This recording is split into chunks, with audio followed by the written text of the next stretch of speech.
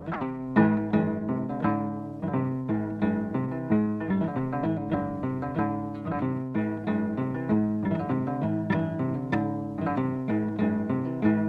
I'll start by introducing myself briefly. My name is Patrick Nzabonima. I'm a journalist, I'm a writer, a poet. I'm also representing a writing organization called Writers Space Africa, Rwanda chapter. And what we do, we are a community of writers in Rwanda who are here to enhance their skills, network, and collaborate. Basically, we promote creative writing and the culture of reading in Rwanda through different avenues. And I'm very glad that some of the members will be performing tonight. And we're going to be discussing poetry, of course, basically tracking the inception of poetry. Basically, we're going to be discussing the poetry industry in Rwanda, tracking its inception, the past, and then charting its future. And I'm very glad to be joined by amazing panelists. I'm going to let them introduce themselves briefly, and then we can continue. Thank you. You can start from the light. Okay, thank you very much. Moi, je ne parle pas trop anglais, je suis beaucoup plus habitué au français. Je parle aussi un peu Kinyarwanda. Njyewe nitwa Gislin Kabuyaya, nkora muri la bénévolencia. Ukivuga neza? Donc je travaille à la bénévolencia dans le cadre d'un projet culturel que je coordonne. Alors aujourd'hui, nous allons lancer officiellement un programme intitulé Slam Fédérateur. Voilà pourquoi on est ici, parce qu'on est partenaire à l'organisation qui a initié cette activité d'aujourd'hui. Donc je suis content d'être parmi vous. Ndabashimiye cyane. Voilà, merci. Ndiko bitewe badahunga ndyaruhongera imenega n'urwo rw'umukire gituma abanyitumurwa. Untiyaze ko nubwo yansanga no tutabitse umutana kamutamaza gasubira mu nkuru. Gende ruhura barukunda barutetereza kabayunza bakayoka nitwo baruteranye n'abasigaye bagasizana kuri. Burya ndiko bitewe badahunga yo mu Rwanda singarukira ku marembo kandi mvuga marabaye imico myiza ngakumuhita ngatamika umutana gatangira kurutonesha bavugaza kuruteza imbere. Ndi umuhanzi uhara guhinga nkajya guhanga ndo mu ruhando rwo mu bahungu n'umuhungu wagabe umunezero Imana ikabamana n'umugisha. Amazina yanjye ni Munezero Byago. Ndi Munezero yadereye yasingira abakunzi wa Rugenza Bashi rwa Nyamiganda wa Gisebanyi cya Rukondo rwa Kanuma ka Rutabura rwa Nkona ya Muturagara wa Ndoba Ndoba ya Munyega iwacu turabanyije. Ndi hano nk'umusizi akaba naratangiye ubusizi kera abantu benshi bamwe n'ubwa mbere bambonye. Ariko icyambere si ukukubona, icyambere nicyo bakubona.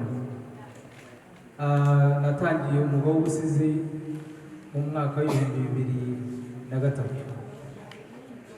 Hanyuma uyu munsi ndabikora ariko mfite n'ikigo cyitwa Voice of Generation Training Center gikora career guidance, gifasha abana bakiri bato kuzamura no guteza imbere impano zabo hagamijwe kwihangira umurimo. Mba mu karere ka Nyamagabe, ni nk'aba benshi tutaziranye kuko ndi umunyacyaha, ariko ibyo nkora ndabyishimiye. Mu buzima busanzwe kandi nkaba ndi operations director w'ikigo cyitwa Ox Derivers, ikigo cy'Abongereza gifite logistic and transport company, ariko tukaba dufite uruganda rw'imodoka z'amashanyarazi. Uyu munsi ndi hano, je suis vraiment très ravi d'être ici. Merci beaucoup. We are together. Thank you. Ferdinand bimazeyo kubona ibindi umuntu yaza kubwiriza gukora. Ariko ngo bivuze watubanjirije nitwa Emerance nkaba ndi president w'inteko y'abasizi nyarwanda. Yabivuze neza Ferdinand, ibi bintu tubimazemo imyaka myinshi, ariko abantu bagiye baba mu busizi kugeza igihe babaye abahanzi bo muri quartier. Ariko ibintu byagiye turazana kubigarukaho ikiganiro ntikiratangira, ariko turimo turivuga. Nuko mu kwivuga ntitwabura gushimira abantu bari kumenya ko ubusizi bwavuye ku cyiciro cya mpambwe bugahinduka ubusizi bw'umwuga. ibindi tugenda tubisobanura mu madetaye ariko harya abantu batavuga ikinyarwanda ngo ndebe urundi rurimi nakwiranjamo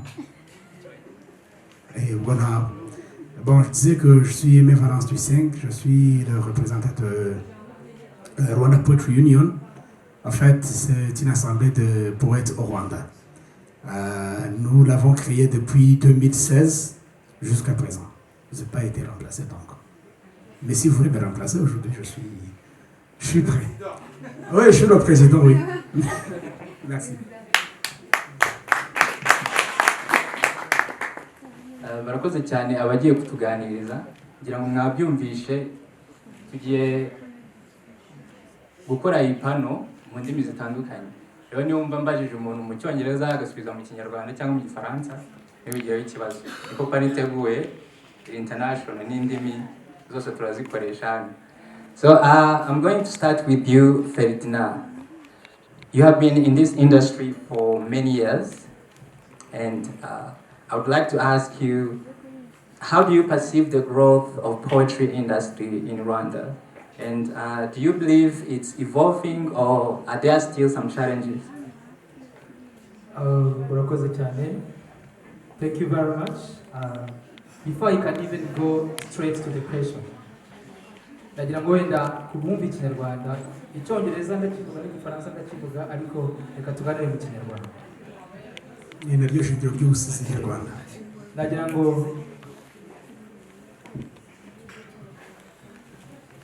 Yes. Mwari mwankubise mu kimuga, wasanga mikoro zivuga neza ari iz'abanyamujyi.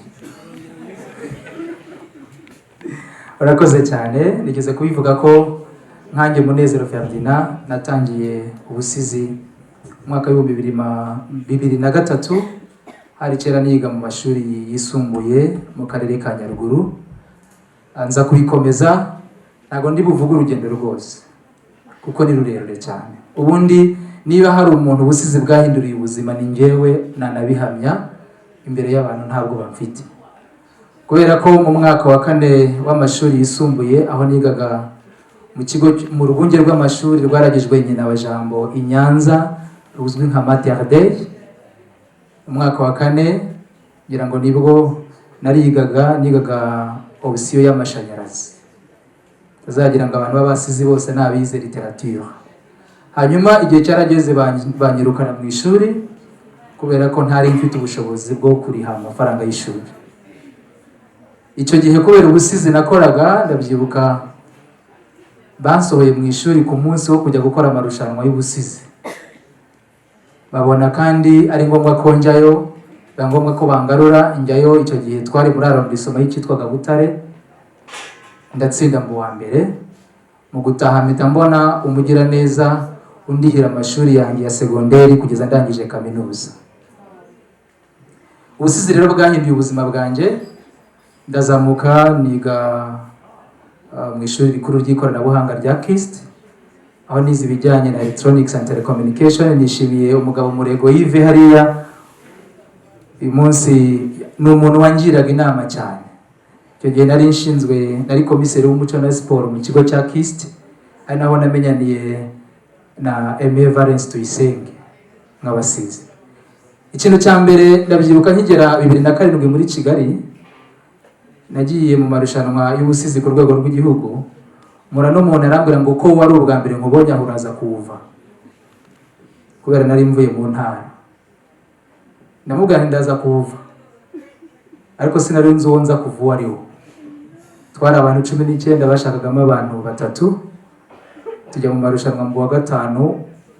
Ubwo nabaye wa nyuma muri 5 ba mbere bagomba guhitamo umwe. Baduha ibyo gukosora dusubirayo, wa undi yari yabaye wa mbere kuko we yari asanzwe azwi imbere y'abatangaga amanota. Ariko kubera impamvu y'icyari kindimo twaragarutse, namwiyeretse igikongote nangira urugendo. Ubusizi rero bwaramperekeje. Wavuze ngo ese if I have to reflect on my journey as a poet and also to see if the way I perceive the growth of poetry in Rwanda, ubusizi bwarakuze. 2007 kugeza 2010 twajyaga mu marushanwa y'imivugo ku rwego rw'igihugu, nabaye wa mbere inshuro zirenga 5. nta na rimwe bigeze baduhemba amafaranga arengeje 30,000. Twahembwaga 30,000. Hari hari radiyo imwe n'izindi zigenda ziza gace gake, ubu televiziyo ni nyinshi, YouTube ni nyinshi, abantu babishyiraho buri munsi. Niyo mpamvu twebwe tutamenyekanye cyane, ariko si uko tudafite ibyatuma tumenyekana, byari bihari. Ubusizi rero bwagiye bukura. Valence twarabanye n'abandi basizi benshi, twari inkuba n'ubwo ubu nta mababa. Tugenda duhura n'imbogamizi zigiye zitandukanye, ariko bwarakuze kuko iyo mbonye abasizi bari hano, abateguye ibi ngibi nka Sylvestre, kugira ngo twanagiranye n'amahirwe na Sylvestre yo guhabwa amahugurwa ku rwego mpuzamahanga n'ikigo cya Africaria ku bijyanye no gutegura no kuyobora imishinga ishingiye ku muco. Tuyimaramo umwaka wose. Nibigaragaza ko twagiye dutera imbere nk'abasizi. Navuze ko ntari bubivuge byinshi cyane, ni byinshi cyane kuko iki kibazo kimwe kiretse mfashe umunsi wose. Ubusizi rero bwarakuze kandi bwateye imbere, turanabyishimira, ariko tunashimira na leta y'u Rwanda igenda itanga urubuga, kuko twe twagiraga urubuga imbuga 3 mu Rwanda. Ku munsi w'intwari ni urubuga rwa mbere, ku munsi mpuzamahanga w'umurimo ni urubuga rwa kabiri, no ku munsi wo kwibohora. Nizo mbuga 3 zabagaho zo kuvuga ubusizi. Ubundi kuri radio ntibyabagaho. Nakoze mu itangazamakuru imyaka ngira ngo nyiteranyije yaba 3 cyangwa 4. Nakoze kuri radio Rwanda bikitwa Renfort, nakoze kuri televiziyo Rwanda, mu bantu batangije igitaramo nyarwanda kuri televiziyo Rwanda kugira ngo duhure urubuga abasizi nari ndimo. Nakoze kuri Keti Radio umwaka wose as a radio presenter, cyane cyane nanima igitaramo. Nakoze ku Isango Star TV, nabwo nkora igitaramo. So ubusizi rero bwarakuze, ariko nanone haracyari challenge nkuko babivuze. Challenge ni izi zikurikira. Isoko ry'ubusizi riracyagoranye. Uyu munsi turabasizi, rimwe na rimwe turabastari, ariko ntabwo ubusizi buragera ku rwego rwo gutunga umusizi. Nicyo kibazo tugifite. Icya kabiri ni infrastructure cyangwa ibikorwa remezo. Ikindi ni audience. Urabona iyo turi hano, ureba abantu bari hano ukuntu bangana, nawe urebe nyine ubwo nawe uragira icyo wibwira. Ikindi ni space and involvement. Ubusizi ntabwo buhabwa umwanya nk'uko umuziki uhabwa umwanya. Ariko iki nagira ngo nyivuge, ubusizi ubundi ni umusingi w'ubuhanzi. Impamvu nabyise fondation ni ukubera iki? Ni ukubera ko mbere y'uko umuntu yubaka inzu arabanza agaca umusingi. Umusingi iyo umaze kuba mwiza nibwo ashyiramo fondation akaba yizeye ko izakomera. Abantu benshi iyo bagiye kureba inzu bishimira ubwiza bwayo hejuru n'igisenge cyayo, ariko nta n'umwe ujya ushima fondation kubera ko ihishe mu musingi. Ariko ubundi umusingi ni wo shingiro rya byose. Umuntu ugiye kwandika indirimbo cyangwa uzaririmba arabanza akandika indirimbo, c'est la poésie. Ugiye gukora film arabanza agakora script, ça c'est la poésie. Ubusizi rero ni umusingi w'ubuhanzi bwose. Icyo twasaba, hari abantu benshi bari hano babidufashamo, nuko bwahabwa umwanya urambuye kugira ngo abantu bajye babubona kandi babubonere igihe. Ikindi cya nyuma nuko twamenya ko turacyabura ubumenyi n'ubushobozi cyane cyane ku basizi mu rwego rwo kugira ngo bibyazwe umusaruro. Mperutse kujya mu mahugurwa mu gihugu cya Korea y'Amajyepfo kwiga ibijyanye no kuyobora no kwandika imishinga ku bijyanye n'ubuhanzi nserukarubuga, les arts de la scène cyangwa performing arts. Usanga hari urugendo tugifite rwo gukora. Hanjye rero nk'umusizi nkaba niteguye no gutanga umusanzu ku kijyanye na workshops cyangwa no kongerera ubumenyi n'abandi basizi kugira ngo tubashe kubivana ku rwego rw'u Rwanda tubigeze no ku rwego mpuzamahanga binadutunge. So mu magambo make, ubusizi bwarakuze, dukeneye kububyaza umusaruro atari nkatwe kera. Murakoze.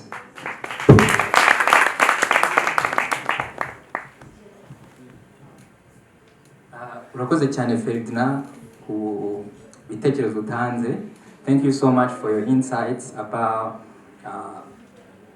reflecting on poetry industry, where it came from and where it is now, and also some insights around what is being done and what we have now, that poets are now able to perform on different platforms, not just on radios like he used to be. So I'm going to ask you, Valence, you are the president of Rwanda Poetry Union. So how do you support emerging poets in Rwanda? Thank you so much. The first thing for establishing the Rwanda Poetry Union. It is not actually my idea, even though I'm the president, but it is not my idea. Because the Ministry of Culture, through rank, had that agreement to have like artistic structure. So Rwanda Poetry Union is one of the unions that are found under Rwanda Performing Arts. And the Rwanda Performing Arts is one of the federations that fall into RAC, Rwanda Arts Council. Reka ibintu bigarura iwacu mu Kinyarwanda kugira ngo nze gusobanura umurongo nyirizina w'icyitwa inteko y'abasizi nyarwanda. Inteko y'abasizi nyarwanda ntabwo ari igihanga. By the way, Ferdinand turi kumwe ni vice president w'inteko y'abasizi nyarwanda. Ubu ngubu n'ubwo inteko y'abasizi nyarwanda yateranye. Dushaka ubu twatanga liste de présence abantu bakiyandika ko bitabiriye inama rusange y'inteko y'abasizi nyarwanda. So union, Rwanda Poetry Union ni rumwe mu rwego twebwe tutashinze, ariko mbere yuko Minisiteri y'Umuco yari icyo gihe ibinyujije mu kigo cy'igihugu cy'umuco n'ururimi babishyira mu murongo, twebwe na Ferdinand muri 2006. Is it? Yes, 2006. Icyo gihe nayo nyiga muri Saint Andre, niga muri secondaire. Hajya waraje Kigali. Hari muri Kisti. Icyo gihe najyaga njya kureba Ferdinand, inama zishyiraho twatekereje gushyiraho ikintu cyitwa Rwanda Poetry Union. Biturutse mu ki? Twajyaga duhura mu marushanwa, urumva nyine iminsi yo gukora ubusizi nk'uko bivuze yari mike ishoboka. Hari icyunamo muri mu kwa kane twahuye kwibuka bya birindwi kumberi, abasizi barahuye, hari umunsi mpuzamahanga, hari umunsi bivuze iminsi y'ubusizi yari mikeya kandi ari iminsi yo guhanga kugira ngo ubone amafaranga, ariko yari ntayo. 2006 rero turihuza, jewe Ferdinand, musore twaga Sam Godani habwa ikuzo, n'abandi bantu bagiye bibagirana muri kariyeri. Inama twajyaga tuzikorera iwacu muri salo. Je nakuriye mu biryo. Abantu bazi ko mu biryo nta basizi babo, ariko twakoreraga inama z'ubusizi kugeza igihe dushatse ibyangombwa by'inteko y'abasizi nyarwanda ibaho, igihugu kitaratanga iyo mirongo. So urumva kuva icyo gihe twabagaho nk'abantu bashakisha uburyo twashakira platform cyangwa se ahantu abahanzi bakora ubusizi bazahurira. Kubw'amahirwe rero 2016 leta itanga umurongo w'uko ubuhanzi bugomba kugira umurongo bubarizwamo. Hejuru ku isonga habanzaho RAC nka Rwanda Art Council, inama y'igihugu y'ubuhanzi, ikagira munsi inzego zitwa amafederation, munsi y'amafederation hakabamo ama union cyangwa se amahuriro. Iyo union rero yitwa Rwanda Poetry Union, ni nayo nyine abanyamuryango baje kugira icyizere banora gukomeza kwiyobora. Warumajije ibijyanye n'icyo gihe nka president marira abasizi n'umuryango w'ubusizi muri rusange. Icyo namara n'ubundi gikwiye mu cyo union zigomba kumara, icya mbere no guhuza abasizi, kuko abasizi bose babaga batatanye buri wese yimenya. Icya kabiri, icya mbere nkiri kuri icyo cya mbere nuko guhuriza abasizi hamwe bituma tubona umurongo wo gukoreramo nk'abantu bakorera mu gihugu, kuko iyo abantu bakorera mu gihugu bagomba kumenya ko biba byabaye, donc biba bigomba gufata umurongo wa politike uriho w'ubuhanzi. Twigeze hakiriho Ministre Madame Julienne yigeze kujya duhuza kenshi, kuko mu busizi harimo abakora ubusizi mu kanya abagabo bari butwereke, harimo n'abantu bavuga amazina y'inka, harimo abantu baba ba MC, harimo ingeri z'ubuhanzi zitandukanye. Ni ibintu rero bigaragara muri rubanda cyane iyo bitandukiriye. Icya mbere bitanga amakuru mabi. Icya kabiri, abaturi inyuma bari mu kuza mu busizi bafata umuco mubi. Kubera iki? Kubera ko ninjya mu bukwe ndi MC, ibyo nzavuga umwana muto uri aho ngaho nibyo azatora.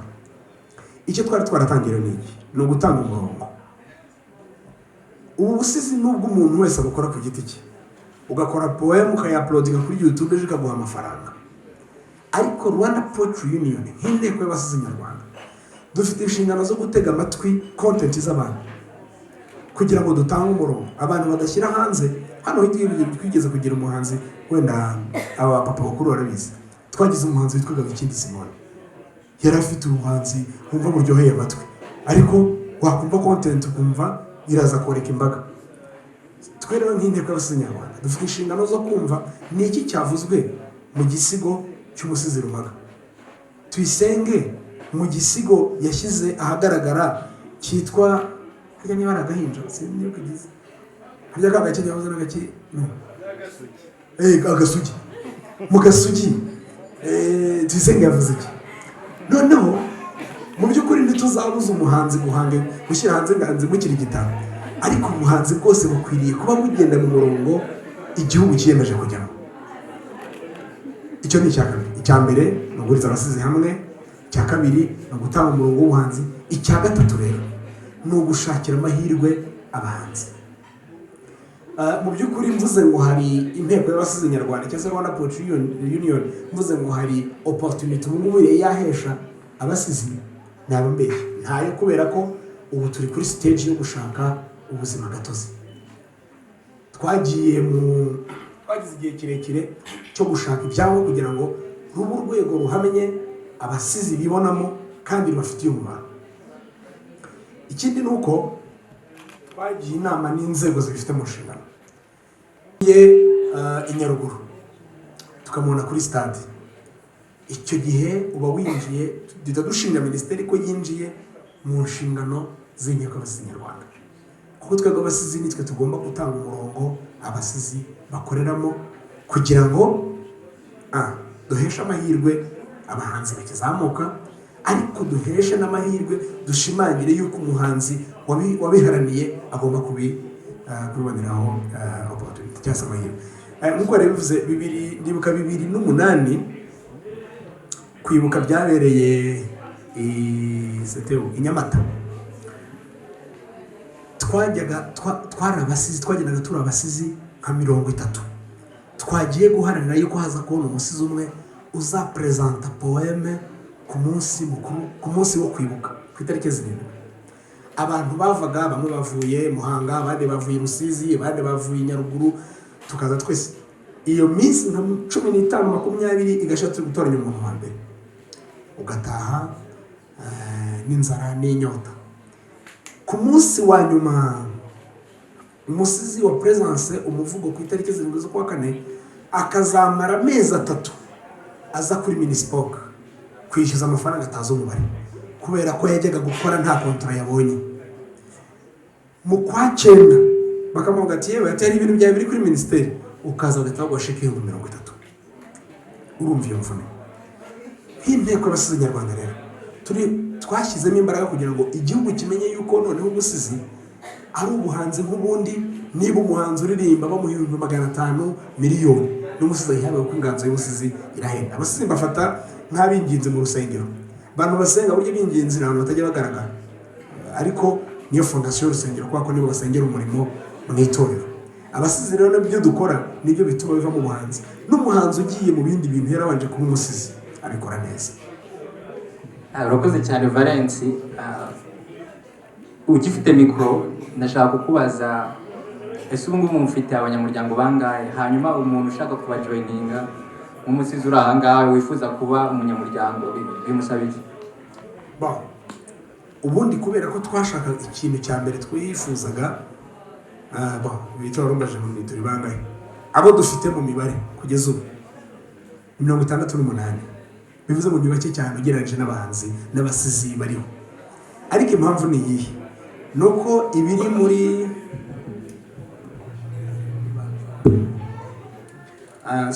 nuko ibiri mu mirongo twihaye gukoreramo bitarabona umurongo neza kubera ibyo turabona, ariko 68 ndabita bake cyane ugereranyije n'abasizi dufite. Hanyuma n'amaze ati kwinjira mu nteko y'abasizi nyarwanda nta kindi, umuntu atugaragariza ko ari umusizi, natwe tukamwandika umusizi ibisigaye kuko twagize projet yitwa uruhongore kubw'ibyago nyine turongera kwishyira mu bikorwa. Uruhongore byari iki? Byavuga ngo tugire abasizi batoya bakizamuka, inganzo zabo tuzirere zijya habona zikora, kubera ko abasizi bakuru iyo umuntu amaze kugera ku rwego rw'umusizi nka Tuyisenge, kugira ngo uzamuke baba ngo ntawugorora ikijumba, kugira ngo uzagorore umuntu witunze uzamuha umurongo biragoye. Ariko icyo warumbajije kijyanye no kujoininga inteko y'abasizi, tugira aho duhurira, tugira azituye turamwandika mu bitabo nyine byacu, hanyuma akaba umwe muri twebwe, ibisigaye tukaduhana amakuru. Urakoze cyane Valence. Ubwo rero waba ushaka kujoininga Rwanda Poetry Union yaza kumwegera nyuma y'ipano cyangwa se nyuma y'iki gitaramo. Going to Kawiyaya, Gisle, I know you work for La Benevolencia.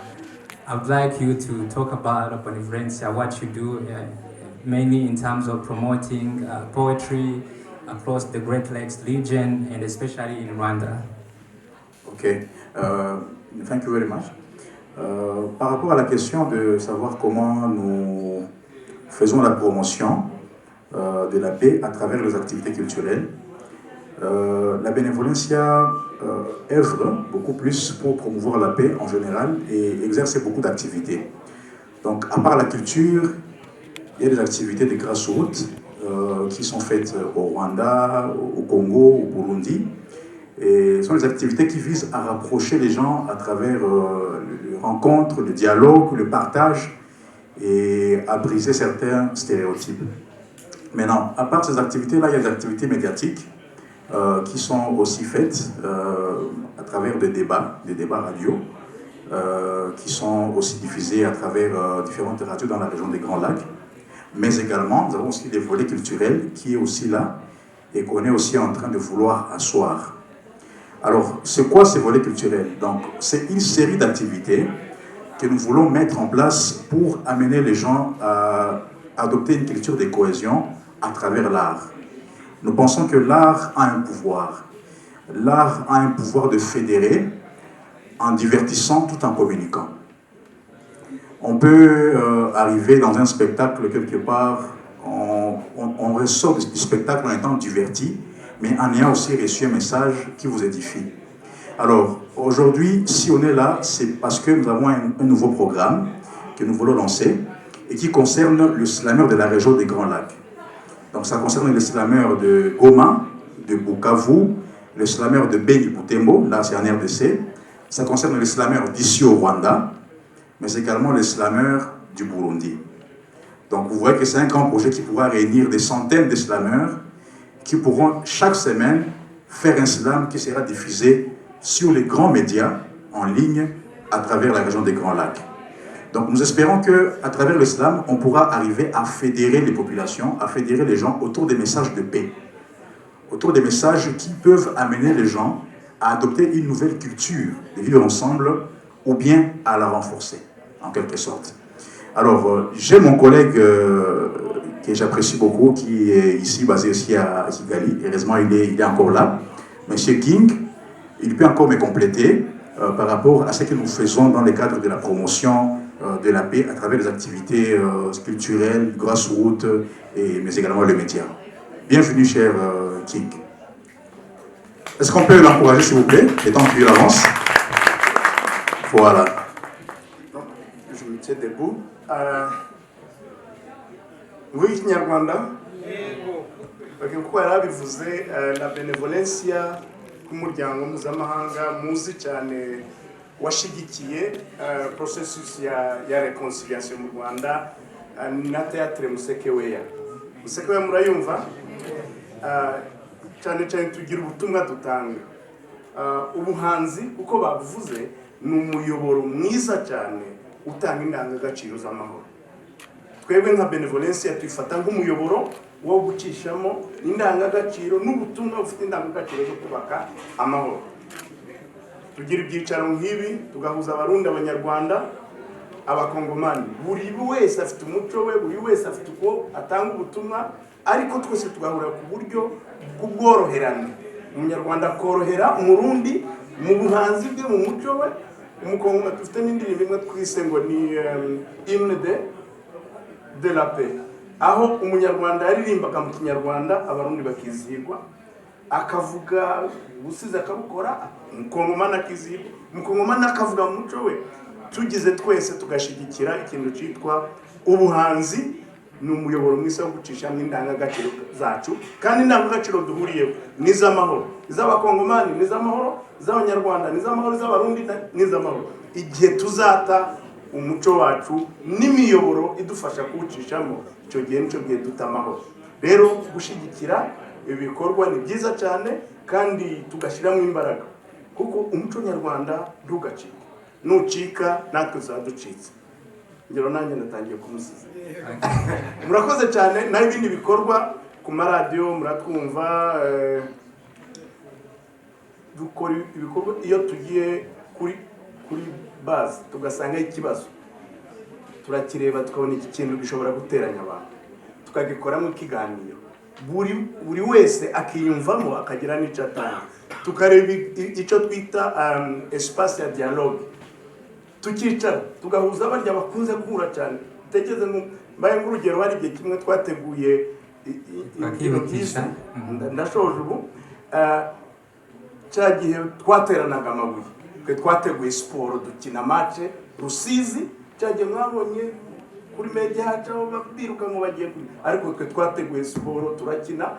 Babwire neza imico yose cyangwa indangagaciro nziza zirahari, tuzishigikire rero tuzagera ku mahoro yuje. Murakoze. Murakoze. Ugifite mikoro wadusobanurira gato kuri Islamic Federateur icyo ije kumarira ubusizi nyarwanda? Yabivuga neza nk'umukoordinateur ngo arashaka ubivuge mu Kinyarwanda. Abatumvise buri wese abyumve. Mu Kinyarwanda nibimaze kuvuga Islamic Federation, turashaka ko ubusizi bwose tubuha umwanya, umunyarwanda a exprime valeur culturelle ziwe mu busizi, umurundi a exprime valeur culturelle ziwe mu kirundi, umukongomani a exprime mu buryo bwiwe iyo hari imvugo nyinshi. Ariko noneho haba ikintu cy'ubworoherane, nimba ashobora korohera umuco nyarwanda n'umunyarwanda azamworohera, nimba nshobora korohera umuco w'abarundi n'uburyo awukoramo n'umurundi nzamworohera, nimba ashobora gukunda uburyo umukongomani a exprime ses valeurs culturelles, j'accepte aussi les Congolais. Ariko mu gihe rero ndashobora kwemera umuco we n'uburyo awugaragaramo awexprimamo, nawe sinzamwemera. Twebwe icyo dushaka rero si ukwemera umunyarwanda si isura bareba, umunyarwanda agizwe n'umuco we, agizwe n'ibindi byose bigize umunyarwanda. Murabizi iki gihe tuzabyemera tuzemera n'uwo munyarwanda. Rero turashaka kwegeranya iyo mico n'uburyo igaragaramo kugira ngo itange ubutumwa bw'amahoro, ahubwo dusenye ya miyoboro yindi muzi y'imvugo zisenya. Murayizi, muzi imvugo zisenya ziri hano hanze, hariya nta ndangagaciro zirimo. Mu muco nyarwanda nta ndangagaciro yo gusenya abantu, yo gutanga ubutumwa bw'inzangano.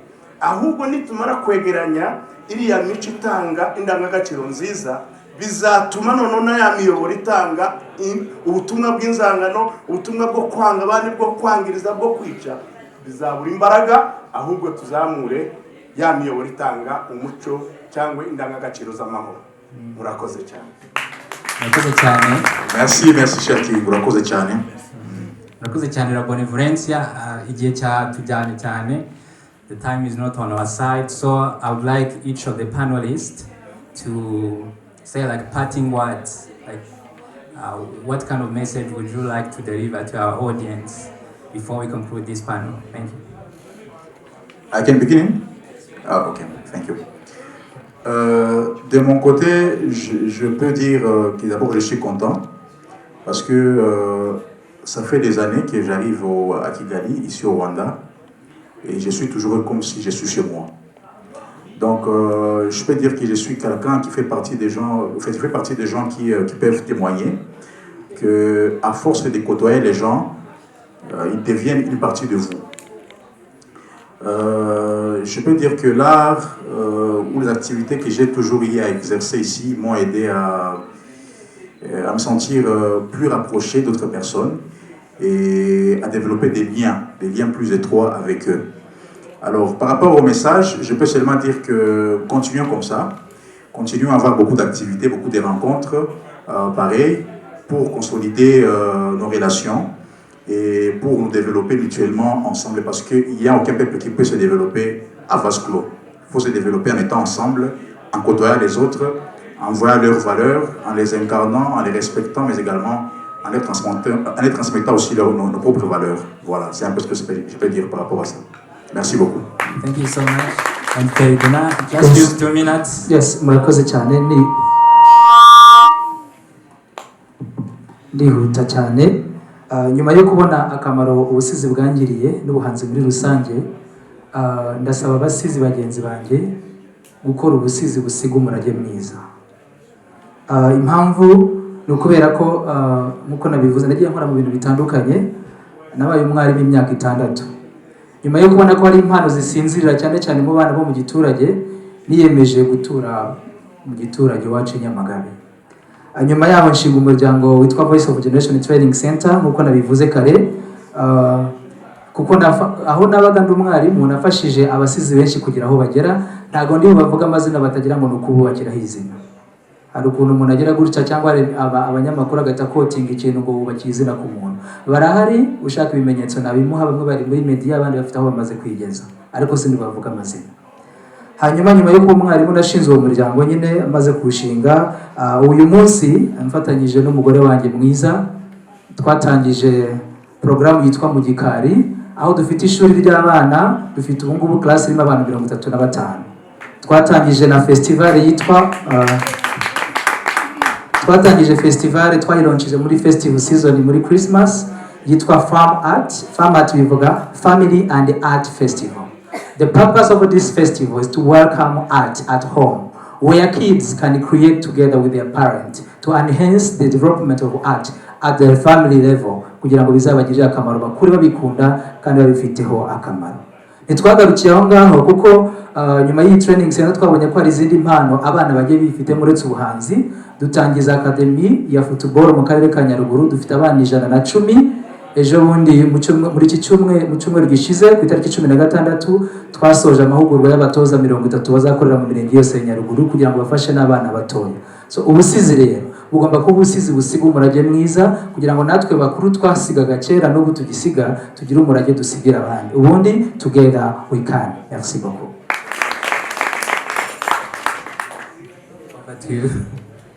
Murakoze cyane. Ngira ngo ikintu nakora munsi no gushimira abasizi. Iyo tuza gutegereza ko Rwanda Poetry Union ihuza abasizi, ubusizi bwarazimye mu Rwanda. Hari abasizi rero batacecetse bagiye bakora bitaramo nk'ibi ngibi, ubwo navugamo Sylvestre Yunguyu, avugamo Tuyisenge bakahine n'abandi ba poètes donc bakunze yuko ubusizi kiri ikintu kidacika. Ni nayo mpamvu twavuze ko iyo abasizi baza kuba abantu bamuhange mpembwe, ahanga ari uko afite ahantu azagurisha igihangano cye, ubusizi twari kubwihora kubera ko ntabwo ubusizi buri mu kintu cyagabuye abantu cyane kuko abantu twatangiriye rimwe ubusizi bo bagatangira izindi kariyeri, tuvuge nko kuririmba, gushushanya, byarabakijije. Twebwe twagiye tubita tukava mu busizi tukajya mu yindi mirimo kugira ngo tubeho. Ariko ndashimira cyane abantu bagiye mu busizi bakabukora kabisa kugira ngo agaciro k'ubusizi kamenyekana.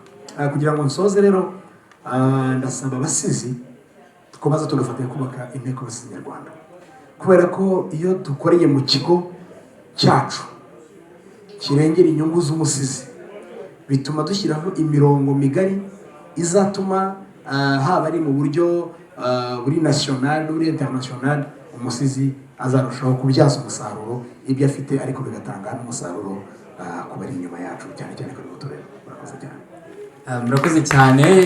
Murakoze cyane Valence, murakoze cyane Ferdinand na Kawiyaya kubw'ikiganiro cyiza muduhaye. Thank you so much the audience for your kind attention.